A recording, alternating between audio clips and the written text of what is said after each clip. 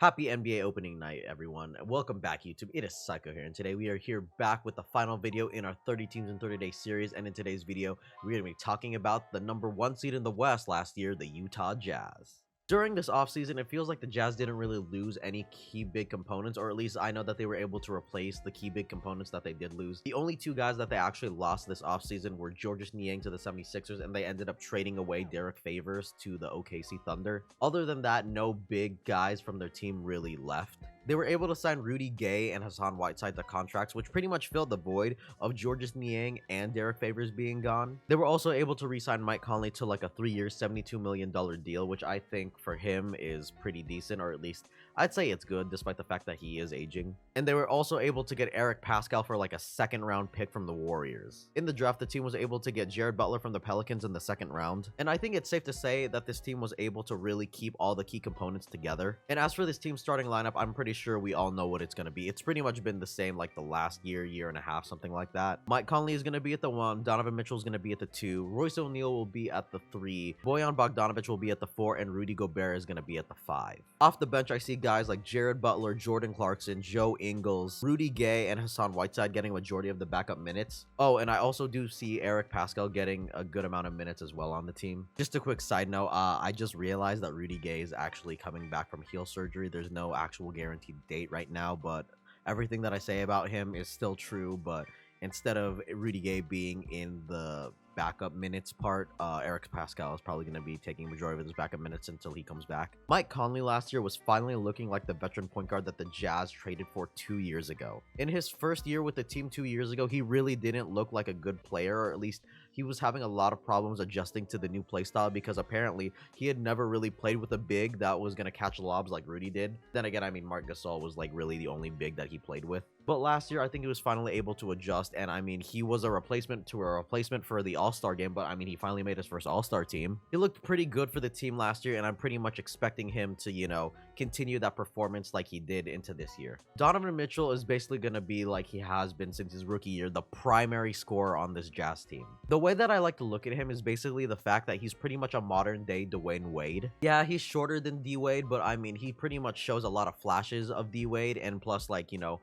his three-point shot is getting better throughout the years, or at least he's been shooting league average at 3 at best. And I feel like you could really make the argument for him being the Jazz's best player on the team. Without a doubt, he's obviously the best offensive weapon they have, and I also think that he is probably their most valuable player on the team as well. In the playoffs last year, despite the fact that he was dealing with an ankle injury that he had like towards the end of the year, the man looked like a monster out there. It really felt like neither the Grizzlies or the Clippers were actually able to stop this man. Plus, like in the regular season, he averaged about 26 points, which is a really good and high amount of points, and I pretty much expect him to be around that 25 to 26 range coming into this year. I just don't see his level of production going down. If anything, I could see it going up. Royce O'Neal was a dude last year in the playoffs, specifically against the Clippers, who started to really piss me off. When Kawhi went out with his injury, he was basically barking at PG the whole time, and I mean, dude, it was just annoying. We all know that he's gonna be able to defend the hell out of whoever he's guarding, but it's like, can he even score a bucket on the guy that he's guarding? He's just a guy that plays hard defense, and part of me really looks at him and is like, damn, this guy really wants to smoke with whoever. Because he had it with PG, he had it with Carmelo, I think he's had it with a few other players too. Like, this dude just wants the smoke. Bojan Bogdanovic was a really good pickup for the Jazz 2 years ago, but I mean, looking at him last year, he was really inconsistent. He was just having an up and down year last year. I mean, sometimes he would be shooting like 60% from the field, and the next thing you know, he would shoot like 2 of 17 or something like that. He would have stretches where he looked like he was going to be on that consistent route again, and then all of a sudden he would just have a bunch of games after that where he was just shooting like shit. But I can't say in the playoffs it did look like he was able to really find his rhythm, so hopefully he can kind of take that playoff play and kind of perform like that in the regular season, and I hope that, you know, he doesn't have like those like 0 for 6, 0 for 17, like 2 for 25, whatever the hell I was saying. I just don't want him to have games like that. Rudy, big booty. Where do I begin?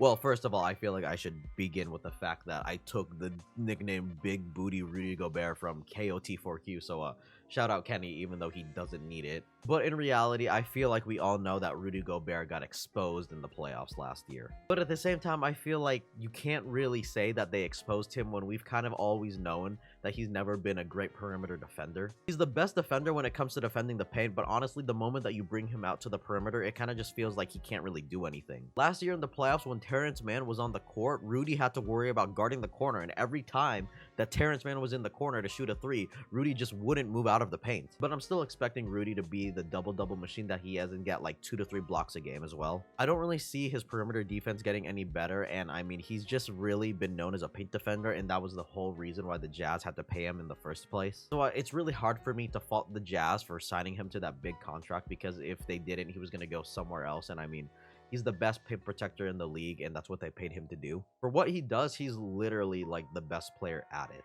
If you guys are enjoying the content so far, please hit the like button and also hit subscribe if you want to see more of this. Also, don't forget to hit the bell for notifications so you don't miss out on another video. I'm also trying to reach 100 subscribers by the end of the year, so if you guys could hit subscribe, I would really appreciate that, and I'm pretty sure that Donovan Mitchell would too. I don't really know if he would, but I mean, it would be my dream if Spider Mitchell was a supporter of mine. Let me dream.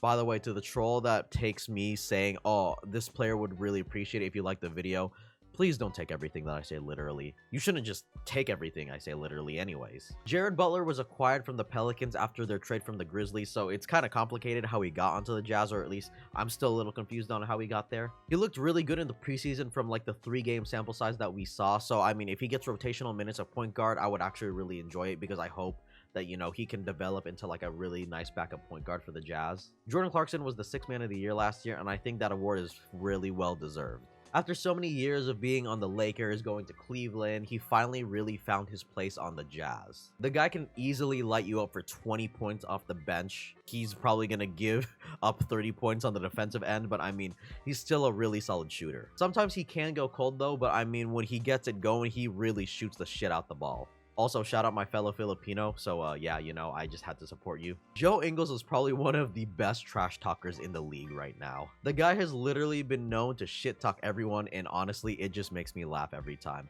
Mainly because he looks like a retired dad who's going to school to pick up his kids, but before that, he's gonna drop buckets on you. I think that most people would think that I hate Joe Ingles because he shit talked Paul George when he was in OKC, but honestly, I don't know. Just the fact that it was Joe Ingles just made me laugh. He's a guy with a pretty well-rounded game. He can play make, he can shoot threes, and he can also play pretty good defense. Just keep doing you, old man, even though what, you're like 34 and like balding. You know what I mean.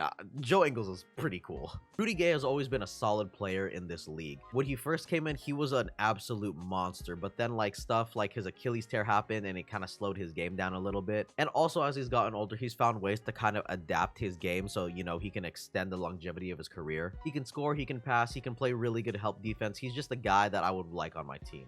Especially considering his age, he's a really good pickup for the Jazz. Also, Jazz fans, don't go crazy with his last name if he has a shitter of a game, because, I mean, y'all already know what I mean by that. But the Jazz fans who aren't gonna do that, you guys are cool. Hassan Whiteside is a funny dude, man. After looking nice with the Blazers and leading the league in blocks, he went to the Kings and pretty much barely played. He only played like, what, 30 games or something like that? I remember when I saw him for the first time in Miami, I thought this guy was gonna be amazing. And I guess to an extent he kind of was, but I mean, even Shaq kind of pointed it out. He's a guy who really likes to pad his stats and also raise his 2K rating.